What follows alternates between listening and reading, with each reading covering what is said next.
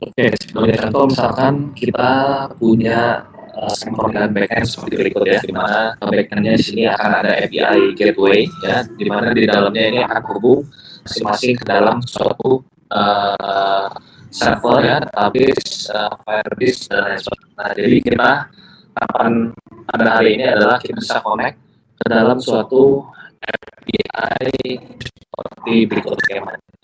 Di mana di sini ada apps ya, kemudian ada yang nanti akan terhubung di gateway untuk kemudian ini bisa dikonekkan apa namanya mendapatkan service-service tertentu.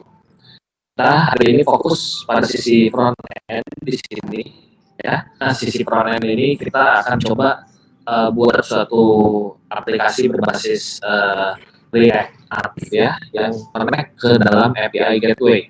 Nah, di mana ini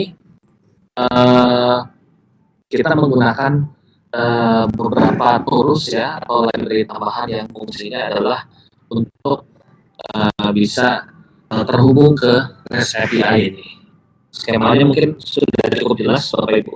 Ada yang mau ditanyakan dulu terkait dengan skemanya? Seperti ini ya. Oke, hari ini toolsnya sama seperti kemarin. Mungkin bagi Bapak Ibu yang belum pernah ikut webinar kita, saya ini kita Expo IO, ya, jadi silakan nanti buka Expo IO Next ya. Jadi hari ini mungkin lebih advance pembelajarannya kita hari ini naik ke API ya. Nanti silakan buat project baru, silakan buat project baru terus next.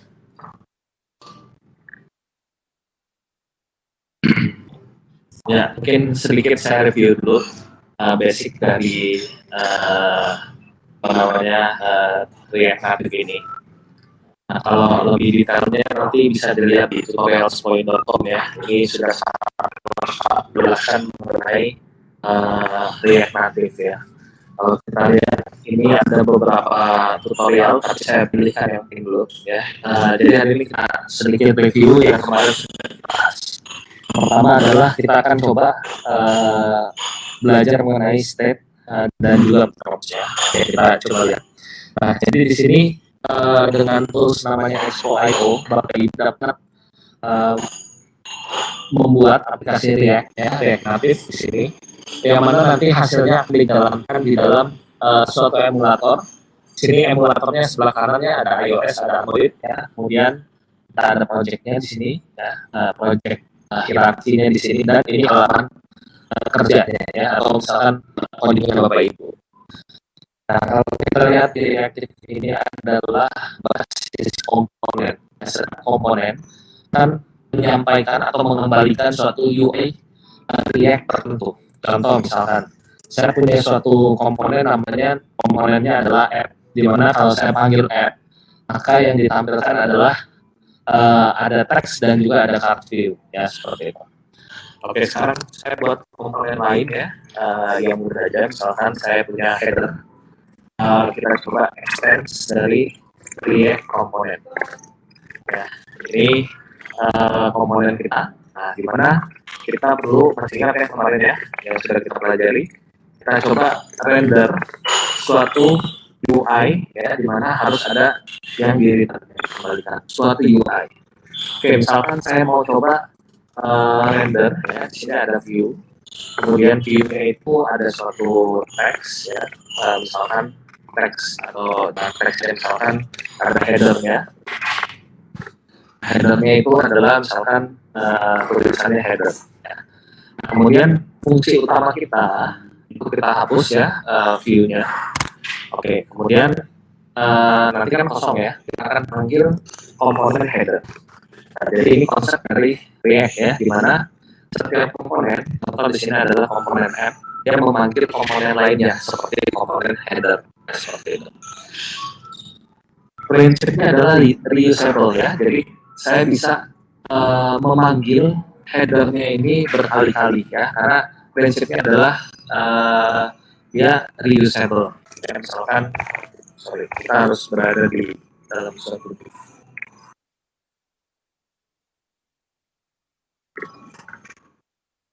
nanti seperti ini ya.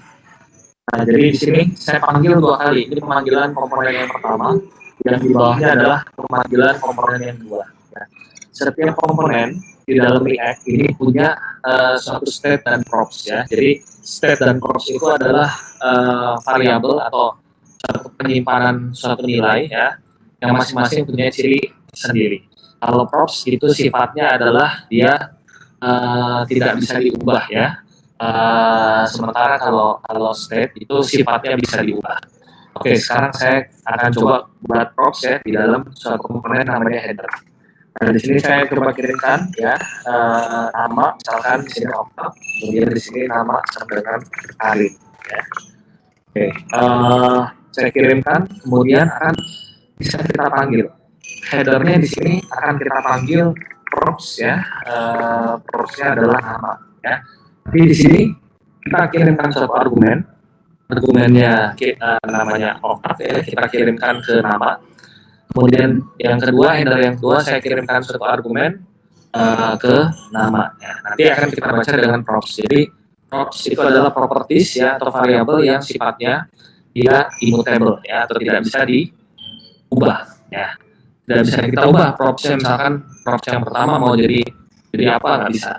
Nah, kalau mau kita ubah, kita harus menggunakan teknik lainnya seperti state ya. Ini saya review sedikit. Jadi state itu suatu value yang bisa diubah. Oke, sekarang kita akan buat state.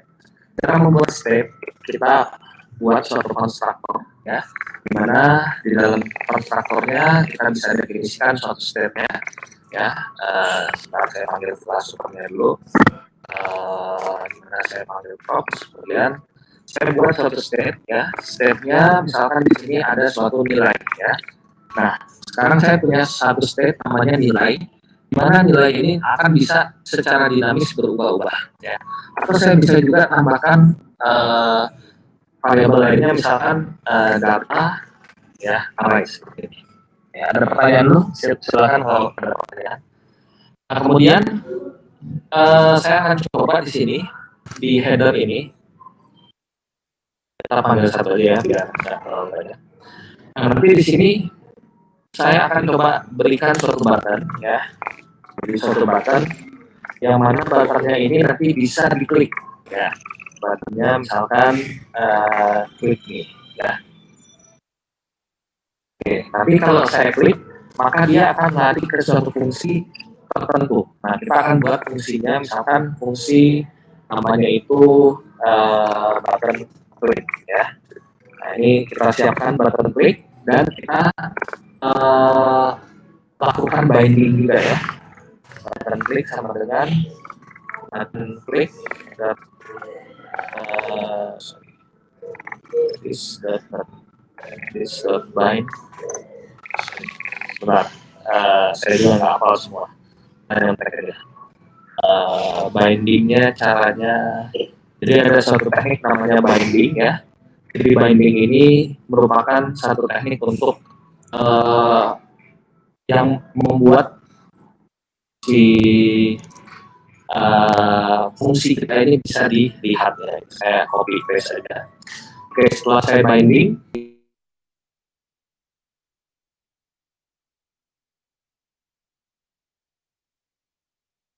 suatu alatnya adalah diklik. Oke, kemudian saya coba jalankan. Dia belum dipanggil ya, kita panggil dulu. Button klik ya. Sebentar, kita lihat lagi. Sorry, ini belum ya. Panggilan fungsinya. This button. Oke, pasti klik harusnya muncul ya. Nah, artinya di sini kalau diberikan suatu aksi ya, aksinya adalah klik ya terhadap suatu button di sini, namanya adalah klik me, maka dia akan lari ke dalam suatu fungsi button klik, di mana button kliknya akan ada alert di sini ya. Tapi kan ini iOS dan Android ya, kita nggak pakai alert. Nah, kemudian yang dilakukan adalah kita coba kalau ada klik di sini ya. Kita akan coba melakukan increment suatu nilai ya, nilai ini kan kita sudah punya nilainya ya 0. Oke, kita coba tambahkan di bawahnya H3 aja mungkin ya. H3 nya itu kita ambil dari state saat ini, yaitu nilai. Oke, kita ambil nilainya 0 ya. Oke. Nah, kita ingin secara dinamis, kalau saya klik me ini diklik, maka nilainya ini akan increment ya, atau saya ubah yang menjadi increment ya di sini. Increment. Maka yang kita lakukan adalah kita mengubah state-nya melalui fungsi button click ya. Cara mengubah state-nya di dalam React itu kita bisa menggunakan set state ya. Set state ini adalah mengubah suatu state. State apa yang mau diubah? Kita bisa tentukan. Misalkan yang mau diubah adalah nilai ya. Nilai itu akan kita ubah menjadi nilai state nilai ditambah dengan 1 ya. Artinya kita lakukan increment sehingga nanti hasilnya akan seperti ini ya, dilakukan increment. Nah, bisa juga kita lakukan decrement, kan kita siapkan button satu lagi ya, buttonnya adalah decrement dan yang diklik adalah button klik 2 ya. Saya buat button klik 2 nya ini. Oke, kemudian yang dilakukan adalah dia melakukan decrement ya, seperti ini. Dan jangan lupa kita registrasikan dengan binding agar terdeteksi ya. Hasilnya nanti kalau saya increment, saya decrement dia berkurang ya, seperti ini. Nah, ini sebenarnya permainan di dalam state yang ada di komponen. Jadi dengan menggunakan React ya, nanti baik itu React JS maupun native ya, mirip seperti penggunaan JavaScript itu, tidak kelihatan prosesnya. Seperti itu ya. Ada pertanyaan mungkin Bapak Ibu? Tidak ada, saya lanjut lagi ya. Berikutnya saya coba punya suatu variabel lagi di sini. Ya, nilai history ya. Nilai historinya itu akan saya ambil dari state lainnya yaitu data ya. Di mana datanya ini akan ketika ada button klik increment, dia akan menyimpan selain mengubah state nilai, dia akan menyimpan di dalam array data ya. Nah, di sini kita gunakan ketika diklik, kita akan melakukan pengubahan state yaitu datanya kita isi dengan data saat ya. Kemudian kita concat ini adalah menggabungkan suatu nilai di dalam array ya. Dengan apa kita gabungkan? Dengan state nilai ya. Kita bisa gabungkan dengan state nilai. Oke. Nah, jadi kalau ada saya klik ya, maka dia akan bertambah ya, seperti ini. Jelas hasilnya. Nah, sama ya untuk yang decrement juga. Ketika ada suatu klik ya di sini, maka yang dilakukan adalah kita ubah state data ya, kita ubah menjadi state data sebelumnya, kita concat dengan nilai. Oke, nanti hasilnya ketika saya increment dan decrement ya dia tercatat di sini ya, seperti itu. Jadi di sini kalau kita lihat konsep dari React ini adalah salah satunya adalah komponen kemudian hari state ya dan props ya. Itu mungkin yang belum mengikuti webinarnya kemarin, nah, hari ini kita sedikit singgung. Oke, saya agak cepat ya untuk yang basicnya. Kemudian kita bisa membuat styling ya. Sebenarnya Bapak Ibu bisa menggunakan React Bootstrap ya, silahkan bisa dipakai kayak native Bootstrap ya. Nah, jadi kita bisa membuat aplikasi React kita ini mirip-mirip seperti Bootstrap, tapi bukan mirip tapi emang Bootstrap ya. Nah, caranya adalah kita tambahkan, kita import dari suatu library tertentu ya, ini import. Oke. Yang bertabrakan ya. Oh, ini sudah ada. Oke, kita coba import Bootstrap-nya. Bootstrap styles. Oke, kita add dependency. Ya, setelah itu kita bisa buat ya Bootstrap di sini. Ini contoh aja, saya contohkan satu. Ya. Oke, sudah bisa. Nah, sekarang kita mau hias si buttonnya, ya. Boleh nggak kita hias button? Boleh ya. Tapi caranya gini. Nah, coba tambahkan mana nih pemanggilan buttonnya. Terus ada button. Oke. Ya, ini kita start. Oke, kita pakai library yang lain aja. Boleh lah. Bootstrap. Tapi ini untuk JS ya, nanti sebentar saya cek dulu.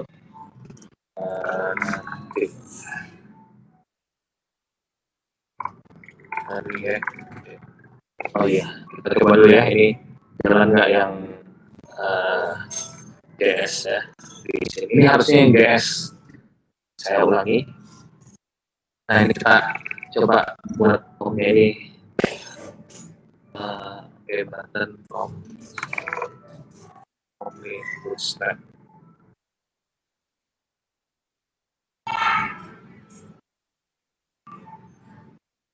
Oke, saya.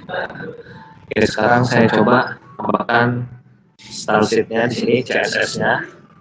Oh, bisa nggak ya? Ini nggak bisa kalau ini. Jadi kita pakai yang tadi aja harusnya. Ini buat hal ini bisa, harusnya bisa.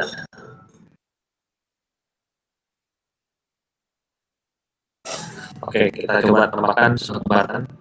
Pilih komponen.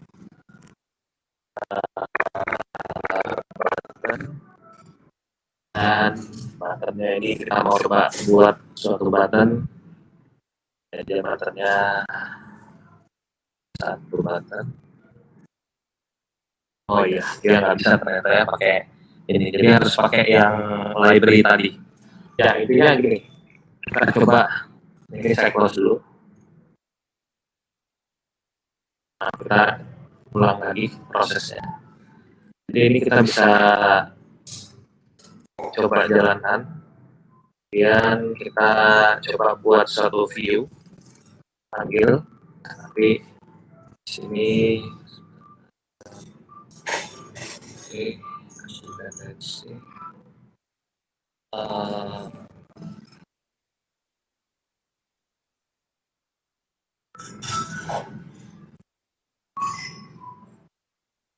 sedang update. Oke, kita coba tambahkan view-nya seperti berikut.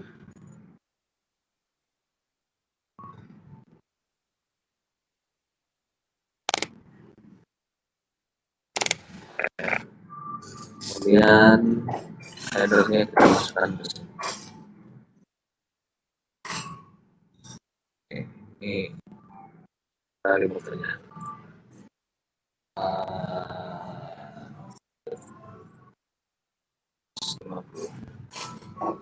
Oh, sudah ini.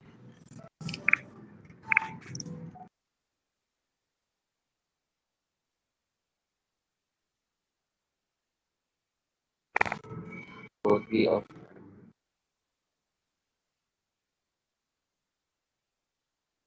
49. Oke, mungkin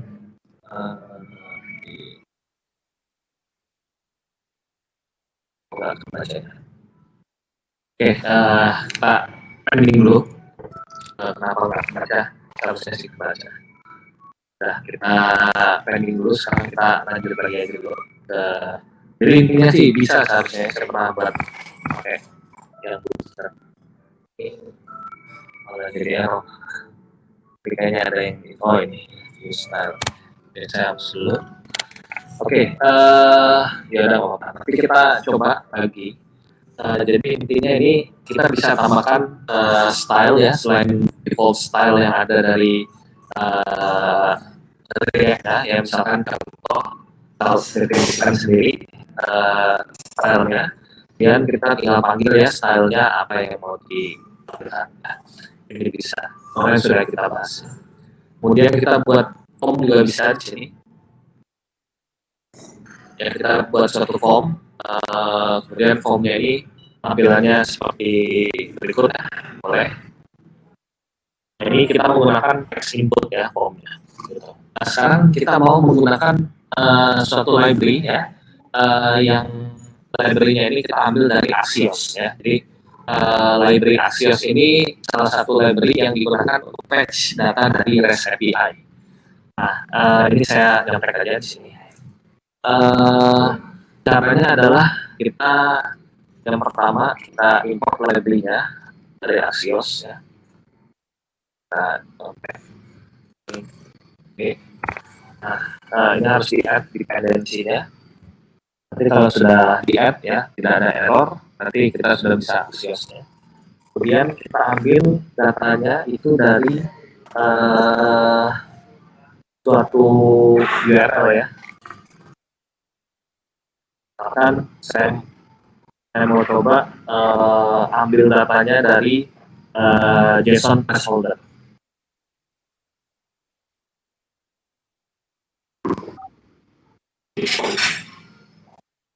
Ya, jadi ini saya ambil datanya dari JSON placeholder ya. Jadi saya copy aja. Ini tutorial tadi sih sebenarnya. Kalau biar mempercepat. Nah, kita akan coba buat suatu fungsi ya. Fungsinya misalkan ambil data ya, ambil data. Nah, fungsi ini sama harus kita registrasikan di dalam bindingnya ya. Di binding kita coba seperti ini ya.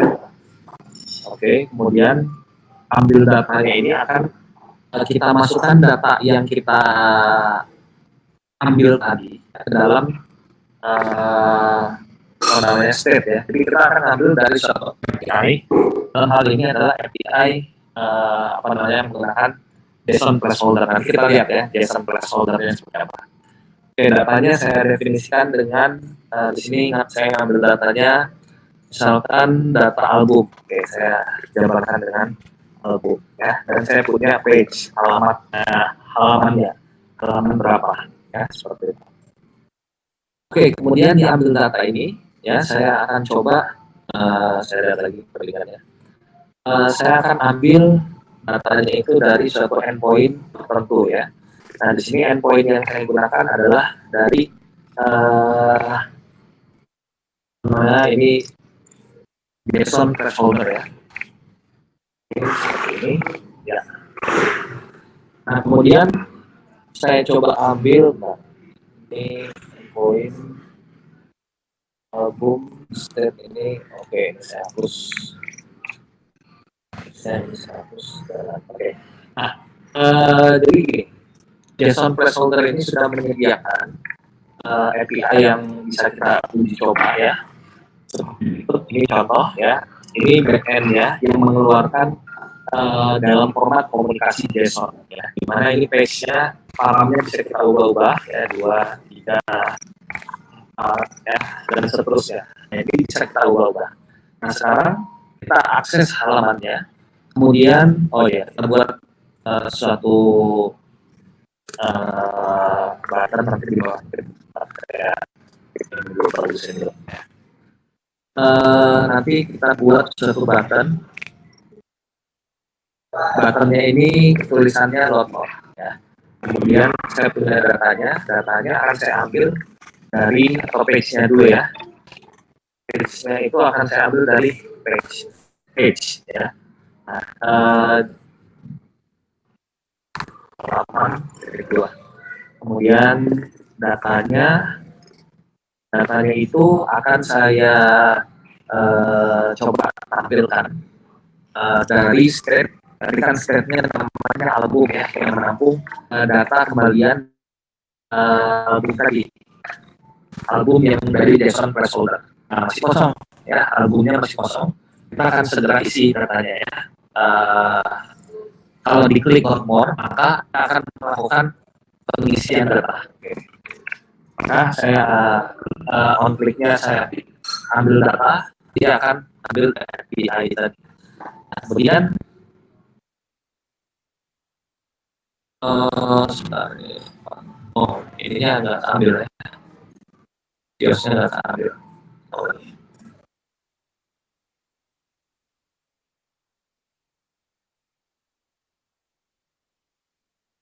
Kemudian dengan Axios kita akan coba get suatu endpointnya yang ini ya, di mana page-nya ini dinamis ya, dinamis sesuai dengan apa yang kita klik ya, kita load misalnya dia akan increment ya. Jadi setiap kita klik load more kan melakukan increment page-nya ya plus 1 dan seterusnya ya gitu. Oke, kemudian page-nya kita mulai dari 1. Nah, berikutnya kita coba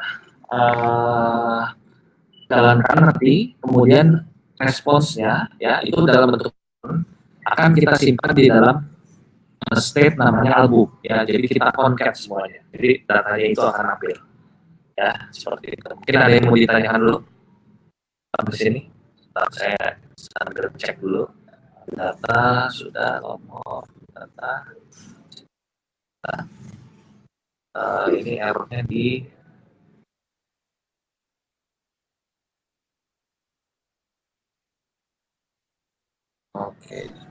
Oke.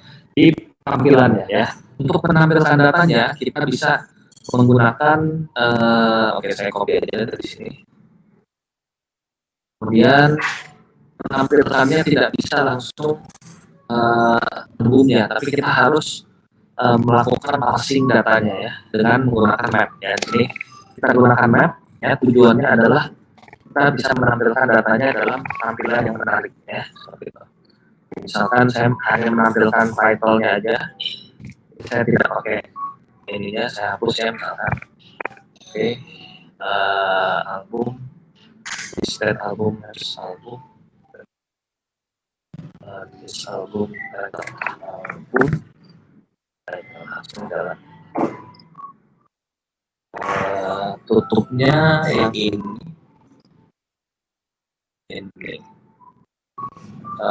Sorry, ini harus berada di suatu track ya. Gunakan apa ya?